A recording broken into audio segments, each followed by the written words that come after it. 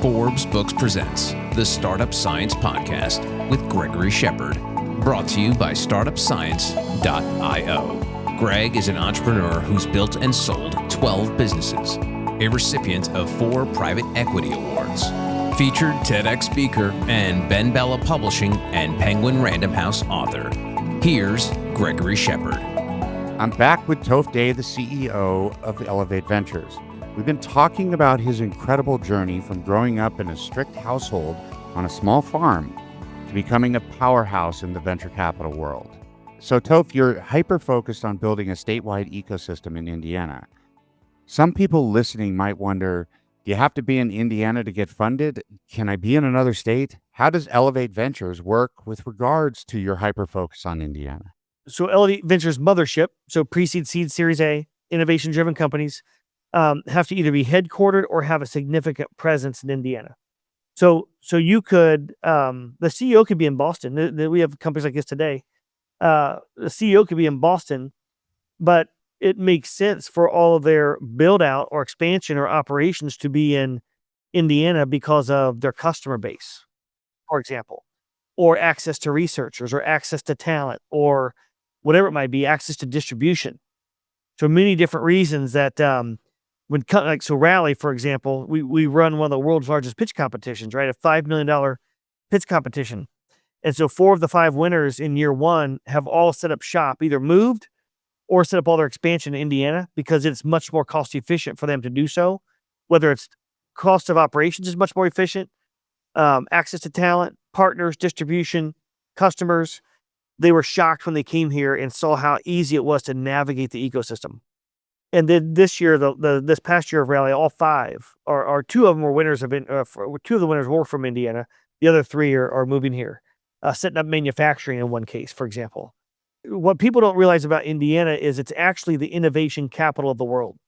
So if you're listening to this, go Google innovation capital of the world, or where is the innovation capital of the world, and you will see Indiana on the first page mentioned with other folks like Switzerland that comes up as the most innovative country. And of course you have San Francisco pops up and other markets. And I'm curious actually if you're on your computer right now real time to see if it comes up, Greg. I did. It came up. It did? It came up and it shows that it's trademarked. Yeah. Oh, well, there you go. So it must be true if it's on the first page of Google that we're the innovation capital of the world. But then people say, well, how could you say that? Well, global economists talk about a concept called the productivity boom. And the productivity boom is basically all about the disruption of data and technology faster than ever with all sectors. They believe the epicenter of this global phenomenon is going to occur in the middle core of the United States, mainly because of the proximity of industries with one another and cost structure. So if that's true, then I would submit that actually Indiana is at epicenter. And why? So there are 7 ingredients why. Infrastructure, talent, mission-critical industry, technology, lifestyle, cost of living, regulatory environment. Now I'll just rattle off a few. In infrastructure, we have the number 1 ranked infrastructure in the United States. We have the number 1 ranked airport in North America, like 12, 13 years running. We have the only premier inland port system. We move, make, and manage things better than anybody else. Talent. We have the number 1 undergraduate engineering college in the country, 27 years running per U.S. News and World Report. That's Rose-Hulman. Purdue has number 1 ranked online engineering, multiple number 1 online engineering degrees. IU is the largest medical school. Notre Dame's the largest Catholic university. The list goes on with talent. We produce the world's greatest talent. We produced the first man on the moon. We have the number 1 highest valued pharma company in the world, the number 1 pure play ag company, the number 2 animal health company, the number 2 healthcare system. We're the orthopedics capital of the world. We're the RV capital of the world. We're the advanced manufacturing capital of the world. We're the wood capital of the world. We're the amateur sports capital of the world. We're the racing capital of the world. These are all real stats. We go into technology, over $126 billion in capital announcements in just the last 8 years, 3 federal tech hub designations. We have 8 Fortune 500 companies, multiple billion-dollar plus companies. We get into lifestyle and cost of living. We have the most affordable place to live, the best place for college grads. Number 1 best place to start a company 2 years ago, number 2 last year. Safest place to live, best place to raise a family. The list goes on. The number 1 children's museum in the world. And then a few years ago, ranked number one for regulatory environment. 94% of the legislation that we pass is passed in a bipartisan fashion. And that's just the tip of the iceberg. I could go on for another 30 minutes about number one, top 5 rankings, but the world just doesn't know it because we don't talk about it. So that's why we're so excited to welcome the world to our home. And we love doing business with people, outside the state as well and across the nation, indeed across the globe. But I think the future is it's really hard. You think about access and opportunity. And you go to markets like San Francisco, Boston, New York, Austin. I love all these markets. These are all wonderful markets, right? And I spent time in all those markets. I've had offices in some of them. They're all wonderful. But most of them, you either get access or you get opportunity. You don't get both. And in Indiana, you can get both access and opportunity much more efficiently. And you want to go to the big city, you want to go to the mountains, you want to go to the ocean, you pop on a plane, you're there in 4 hours. And it's center, right? So it's located, so it's easy to get around. I can get to New York to Boston easy. I can get to San Francisco easy. I get to Austin easy. Salt Lake City, Seattle, right? We get to either of those places on a direct flight. All the meccas. I want to shift gears again because I'm really excited about talking about Rally. Yes. I had the opportunity to go speak at Rally. I had never heard of the show before, and I got You crushed contacted. it, by the way. Your session was awesome. People were talking about that for weeks afterwards. Oh, thank you so much. I really, really True appreciate story. that. Yeah, but thank you. Thank you. I really appreciate that.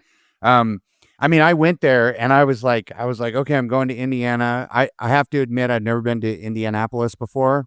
So I was like pretty excited, because of the speedway and everything. I was like, this is so cool. And I went there and I could not believe the conference.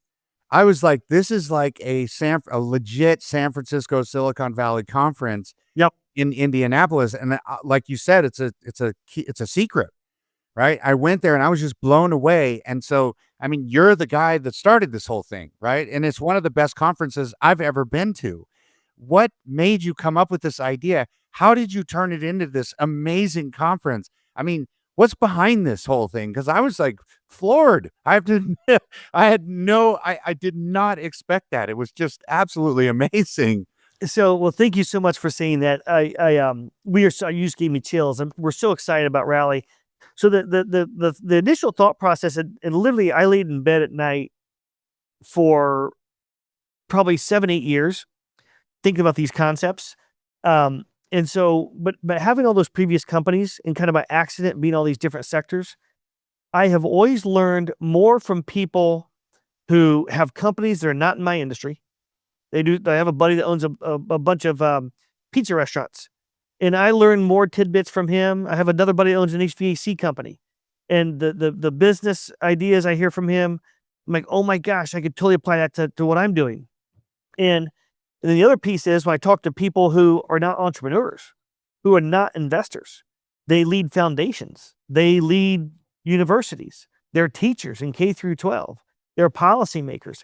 They all have these different perspectives, right? They have these different experiences, these different professional situations that have shaped the way they think about things. And when you get cross-sector, disparate stakeholder people in one place at one time, we like to think of Rally as where global innovation convenes. And you get all those people in one place at one time, magic happens.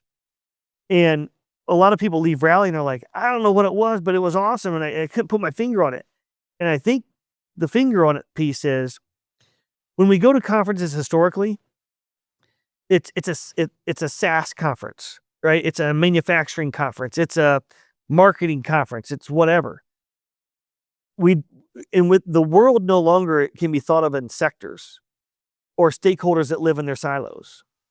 It is converging and like literally, I don't know if you feel the same way about like the last 9 months, literally. We are accelerating, like this moment we're talking right now is the slowest rate of change that you and I will ever experience, right? Tomorrow we wake up, it's going to be faster. And so like, it just seemed like there had to be something different for us to experience each other, right? And each other's learnings and experiences in a different way, right? And so we talk about these words like collision, convergence, curiosity, vulnerability. Like the theme this year is creative curiosity, especially with AI, right? We can't believe what we see. We better be checking it. 2 or 3 or 4 different ways. Um, and so that was kind of the premise of, by accident, all those businesses over 27 years, and then thinking about this middle corridor of the country being such a big part of the global economy, and yet people historically refer to it as flyover states. I summarily, and just for all the listeners out there, we are summarily rejecting today. We shall never refer to the middle corridor of the United States ever again as flyover states, right? There's a lot of amazing things happening out here, and where we can partner, right, with companies on the coast, companies across the globe, in very efficient, effective ways. And so that's kind of the whole premise of how Rally came about. If you don't mind, I'll rattle off some stats real quick on the first 2 years of Rally. No, please. I mean, I love that show. It's like my favorite conference for the whole year. I would Awesome. love you to. Yeah. So in the first 2 years of Rally, we've had nearly 7,000 people come from 12 countries, 39 states, 5 Canadian provinces, 10 $1 million pitch winners, 297 VCs, $27.6 billion in AUM, over 50,000 collisions or meetings that we could track happened. And there's a bunch of other stats, but like that's some of the high level stats. We always have amazing speakers like yourself come that have done amazing things. We bring in some keynotes that are big names. So we've had people like Peyton Manning and Magic Johnson, Tia White, Crystal Washington, Marcus Lemonis. I'm forgetting several of the big keynotes. We got some baller keynotes lined up for this year too that we'll be announcing soon. Yeah, I'm excited about it. I'm definitely going. I hope I could speak again. I know that you guys don't usually accept people the second time, but it was like so much fun. I was like, I'm going to go either way. Love it. We just yeah, try to keep it fresh, right? So like we try to repeat the same speakers every year, but yeah, like gap years, right? yeah. Now you're gonna make me feel bad. No, no, no, no, no, no, no, no. I didn't mean to do that. I'm sorry. You have a new book out? Maybe we have a book signing or something. Yeah, that'd be awesome. Yeah, I sent you the book. I don't know if you Yes, got I it. got it. I love it. It's awesome. Yeah, did Thank you you see very that I much. put a gold-plated $100 bill in there as a Yes, that was my bookmarker? favorite. Yeah, it's sitting right there on my desk. My Nice. inspiration. Very, very cool. Okay, so Rally, best show I've been to, best speakers. The exhibit hall is epic. I mean, the whole thing is really, really, really well put together. Shout out from my friend Troy, who just smashed it. Yeah, just smashed it out there. In closing, let's do a couple more questions. I know you're busy. Just give me 2 more questions real quick. What emerging trends or technologies are you most excited about outside of AI? Because obviously, everybody's talking about AI. When you think about the future of entrepreneurship. So outside of AI, okay. So one quick stat I have to share. I just saw the other day. You got Salesforce revenue per FTE 387,000, and now the average AI company is trending towards like 3.8 million revenue for FTE. That's pretty. The impact that's going to have on the market is going to be insane. The trend I'm most excited about is the convergence. So this cross-sector idea. So injecting innovation into hard product. So you think about sports tech, for example, right? How we can inject, you're injecting software now into hard devices, or batteries, or just think of any like age-old thing.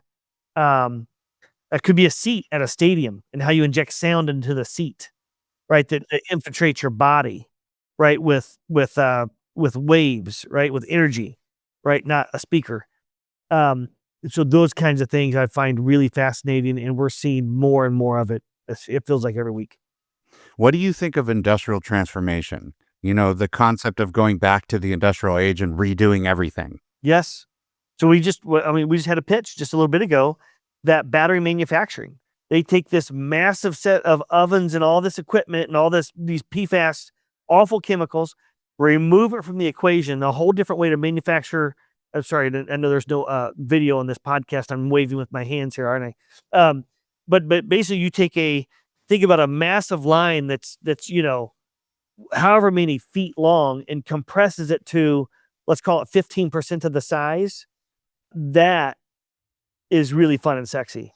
Or there's a company in Northern Indiana called Smokercraft, and they've pontoons. You would think a pontoon's pretty simple, right? Well, actually it's not. The pontoon where it curves up and comes in to the point of the pontoons on the front of the boat is a very odd shape. There's no common shape for it. And so how you inject robotics into that to be able to now weld those, right? And they're also going to keep the old craftsmen on one line, so they never lose that craftsmanship. But all the rest of the expansion is being done through robotics. So I think how innovation will impact the industrial revolution from 100 years ago is going to be fascinating. Yeah, I mean, if you think about what an impact the Industrial Revolution had to the United States, imagine that happening again, Yes. but with robotics and AI. I mean, holy smokes, right? This is If you think about the agricultural revolution took hundreds of years, that was centuries, lasted centuries, right? The industrial revolution lasted decades. The digital revolution lasted years. The AI revolution is happening literally in hours, minutes. it's just the acceleration is just out of the. I mean, speaking of the book, I was thinking how much easier it would have been if I had ChatGPT when I was writing that book.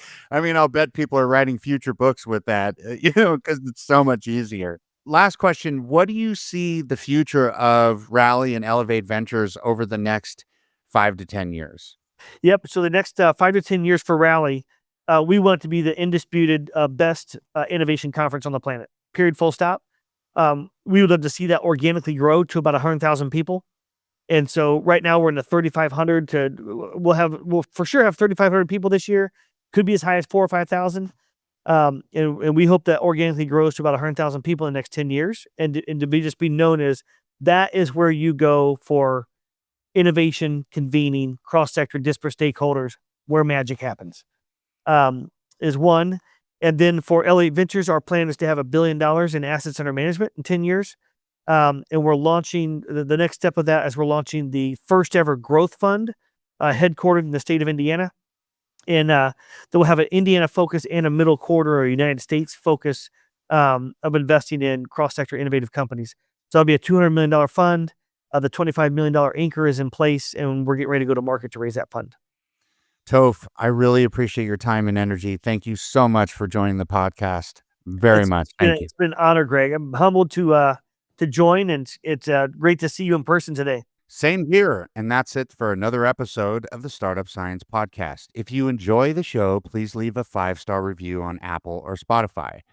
Founders, as a thank you for leading the change, I'm offering free access to Visionaries by Gregory Shepard, a one-stop platform with an academy, investor match, grant finder, pitch finder, and a whole lot more.